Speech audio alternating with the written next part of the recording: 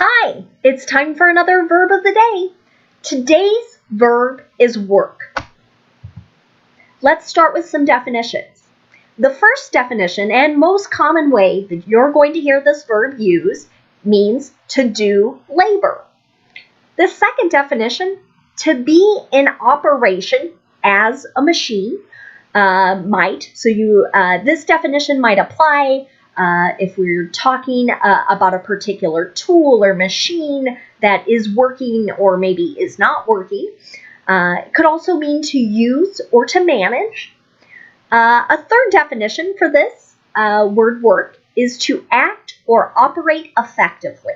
And I included an example. The plan will work to give you an example of that definition. Work is a regular verb. To form the progressive, we just need to add ing. And to make the past tense and participle forms, all we do is add ed. The past and participle form is pronounced worked. The ed makes a T sound. Let's look at some phrasal verbs. There are many different phrasal verbs for work.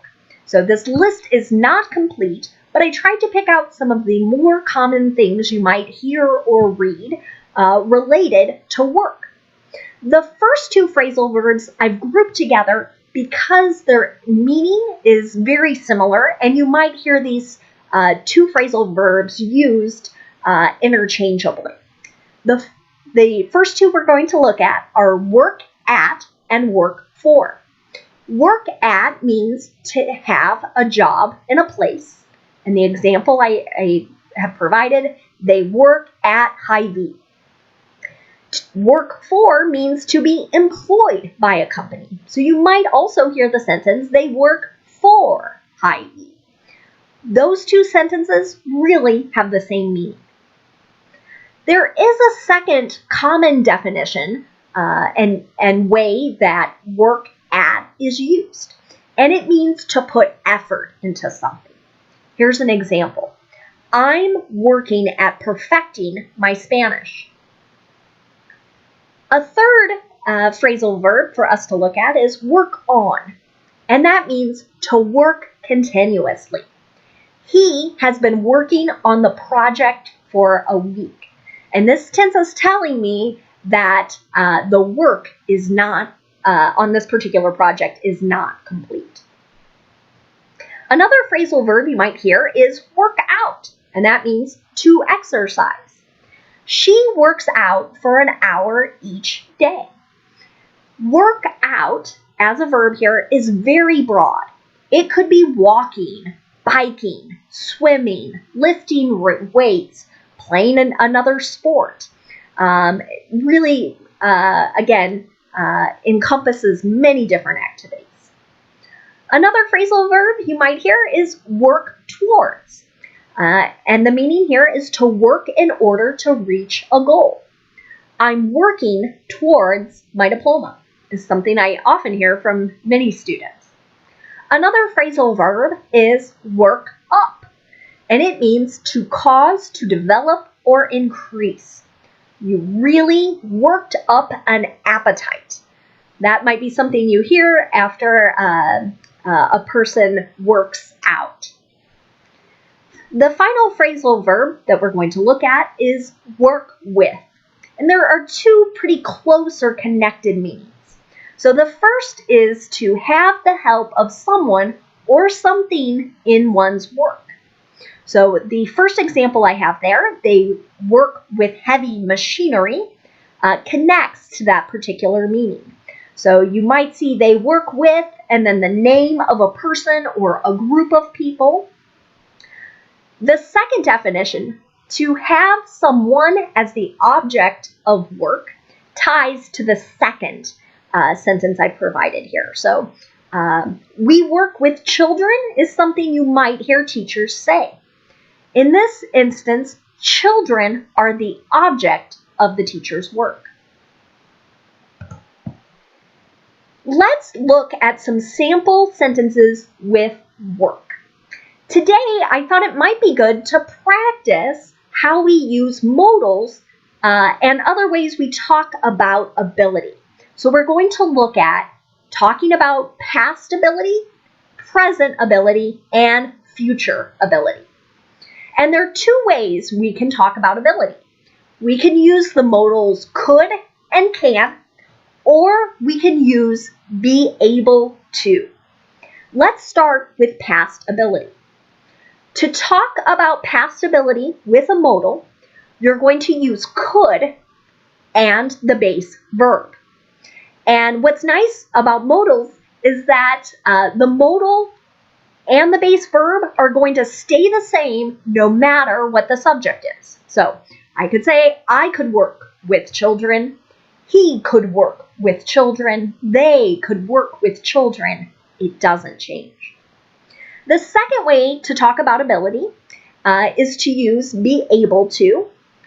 And what we're going to do is take our be verb and change it to the past tense, which means we'll be using was or were.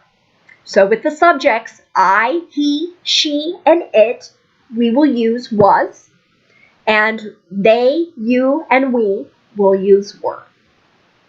I was able to work with children. Okay. To make a negative, to talk about a situation where we lacked ability in the past tense, all we're going to do is add not to our modal, or we'll add not right after the be verb. And again, it's really common to hear contractions used in conversational English. You couldn't work long hours. You weren't able to work long hours. They both have the same meaning, just different ways to express that idea. If we want to make a question to ask someone about a past ability, we're going to change the order of our subject and our modal. Could he work on it? And then if we want to use our be verb or be able to, again, we'll change the order of our be verb and the subject. Was he able to work on it? Let's change and now move to the present and talk about ability. Our modal is going to change to can, but the same rule applies. We're just going to use the base verb no matter what our subject is. We can work on the project. To use be able to in the present, our be verb will change. So we'll use I am, he, she, it is, or they, you, we are. And you can see that in our example sentence, we're able to work on the project. If we want to make it negative, all we need to do is add not to the modal or add not right after the be verb. She can't work with her sister. She isn't able to work with her sister. If we want to make a yes or no question, again, we just change the order of our modal and our subject, or switch the order of the modal and the be verb. Can he work towards the goal? Is he able to work towards the goal? Finally, let's look at future ability. And what you're going to notice right away is that we're still using the modal can and the base verb. The way we know that it's future is that there's usually some sort of time signal, like the word tomorrow. So the first sentence I have here, they can work on it tomorrow. If we took away that tomorrow, again, it looks just like present ability. If we want to use be able to, we'll use will. They will be able to work on it tomorrow. If we want to form the negative, all we do is add not after the modal or not after will. I can't work next week. I won't be able to work next week. Finally, if we want to make a question to ask about someone's future ability, all we need to do is change the order of the modal and the subject. Can you work late next month? Or we change the order of will in the subject. Will you be able to work late next month? Finally, I wanted to talk about some related words to the verb work. And the first related word is the exact same spelling, the exact same pronunciation, but the noun work. And really, the first meaning and most common meaning for that particular noun is just employment. So in this sentence here, after work, he went to the grocery store. Work is a noun. It's the activity of being employed. Another related word is worker. It is also a noun. It's a person or a thing that works.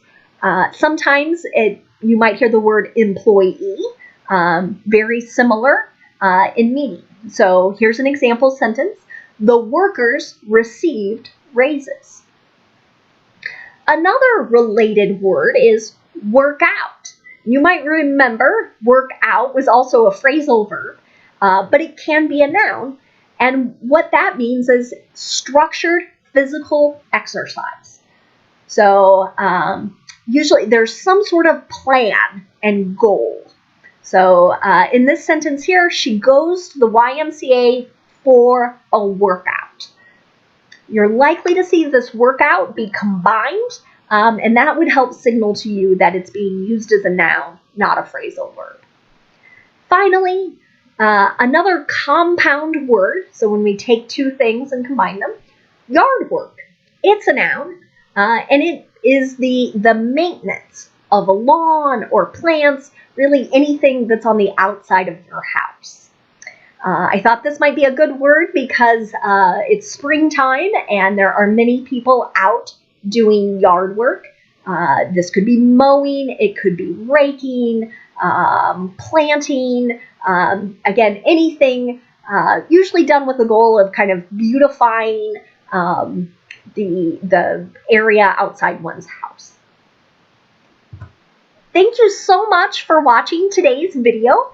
I hope you've learned something new, and I look forward to talking to you later this week. Have a great day.